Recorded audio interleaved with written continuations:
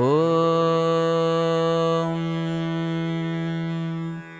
अथ गुरुपरम्परा वन्दना सदाशिवसमारम्भां नन्दिनाथसुनन्दिताम् तिरुमूलारसिद्धान्ततेजोरश्मिप्रकाशिताम् ऋषिपुनितमौनाप्त प्रसन्नस्यन्दनोज्ज्वलाम्. In recent decades, the group of individuals who identify themselves as spiritual but not religious, SBNR, has grown dramatically. In our July 2017 issue, author Lauren Valentino shared that 20% of people in the United States identify as SBNR. Among young people in the US, an amazing 62% consider themselves spiritual but not religious. Wikipedia offers a crisp definition, a life stance of spirituality that takes issue with organized religion as the sole or most valuable means of furthering spiritual growth. Spirituality places an emphasis upon the well-being of the mind, body, spirit, so holistic activities such as Tai Chi, Reiki, and yoga are common within the SBNR movement. Reasons for identifying as SBNR vary widely, but one common report is that the religion of one's family does not lead to experiencing higher consciousness. One's innate spirituality and oneness with God is omnipresent, loving consciousness. In fact, the born into religion may be overtly opposed to such pursuits. Therefore, when there is a profound personal interest in spirituality, it is logical to disassociate from such religions. The fact is, 19 million young Americans designated as SBNR adhere to beliefs and practices, often unknowingly, that resemble Hinduism. This should come as no surprise, considering the West's fascination with India's ancient teachings and the reality that in Hinduism there is virtually no division between religion and spirituality.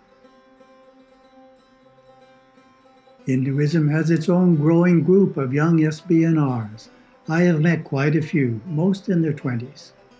Though they understand that Hinduism has many spiritual paths within it, they have decided not to participate in the religious ceremonies held in Hindu temples, as they see no value in doing so.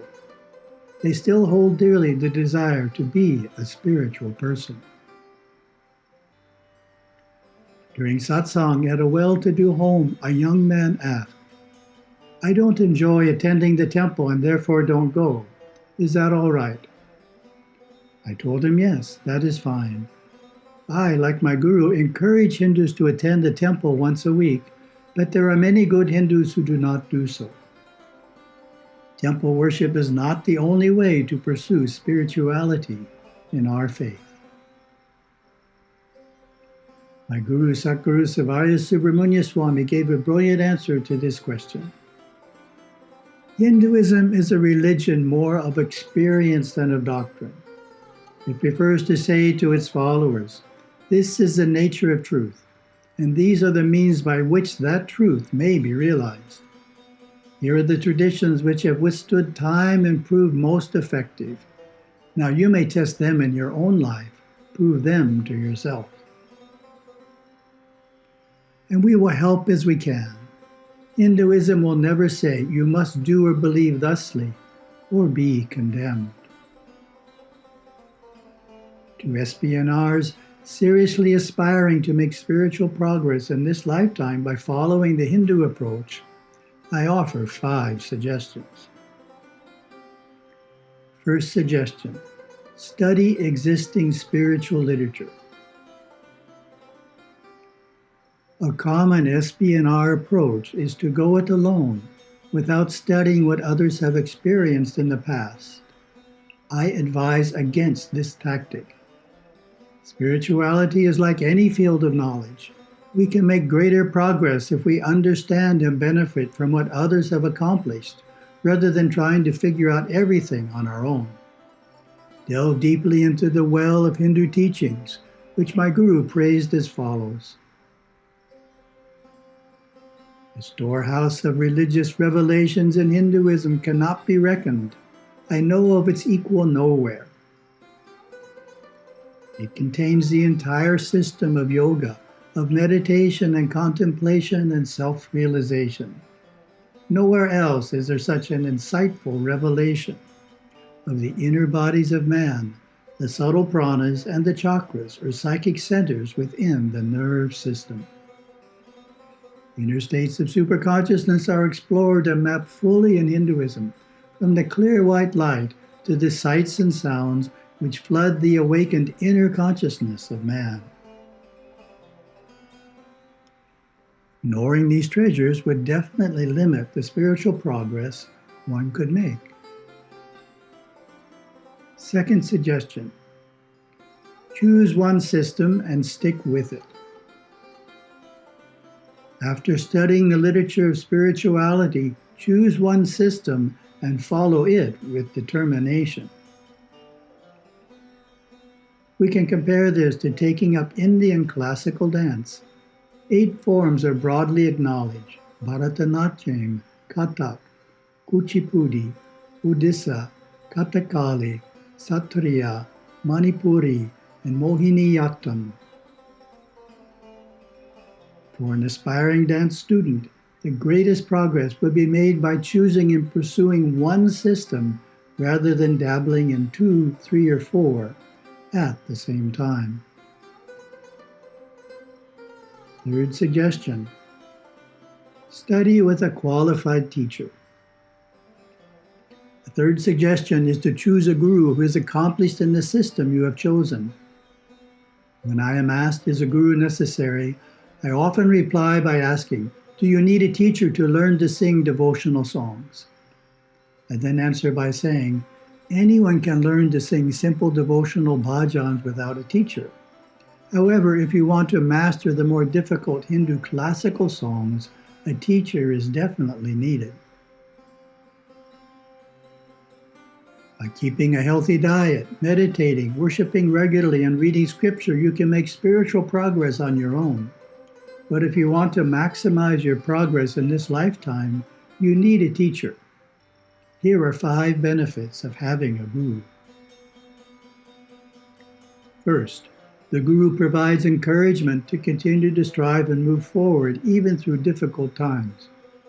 As our guide, he helps us achieve more than we could otherwise.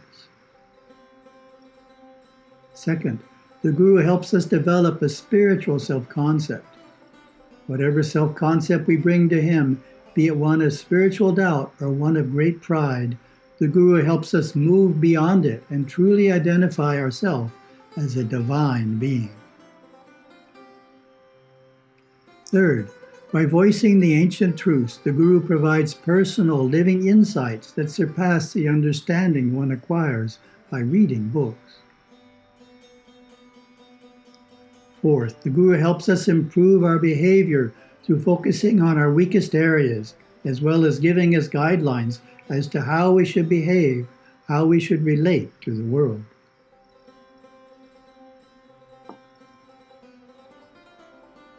Fifth, to advanced students, he or she provides initiation called Diksha to quicken unfoldment and bring divine blessings into one's life.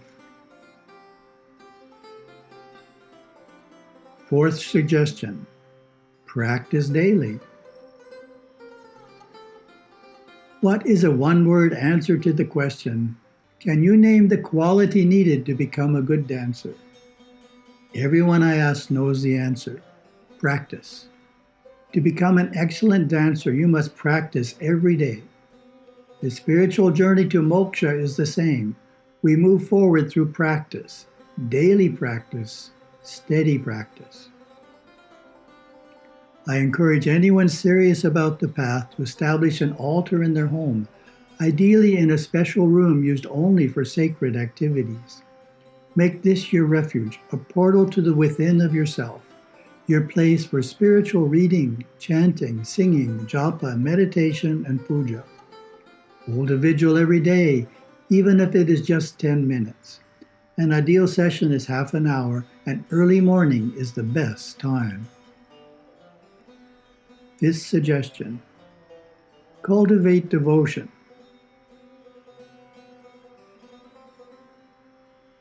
For those uncomfortable with the idea of religion, I would say it is important to distinguish between religion in the sense of traditional ceremonies held in a temple, church, or other religious building, and the concept of religiosity,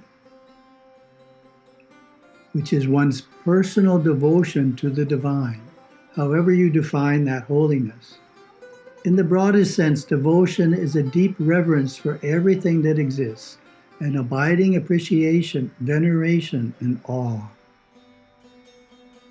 My Gurudeva explained, when you have the energy of bhakti, of love, flowing through your body, meditation is easy. The bhakti experience takes the pranas into the higher chakras from the lower chakras. Devotion plays an important role in many systems of spiritual discipline. For example, in Patanjali's classical yoga, cultivating devotion to God, called Ishvara Pranidhana, plays a vital role in overcoming wrong cognitions and achieving the deepest level of meditation. In Hinduism, devotion to God can be cultivated privately at home through singing, chanting, and devotional ceremonies. It can also be strengthened by sharing these activities with other devotees. There is no requirement that these practices be done in a temple. Conclusion: the challenge for the SBNR is to make significant spiritual progress without traditional guidelines. The key is to craft your own systematic approach based on a proven spiritual path. And remember, enjoy the journey.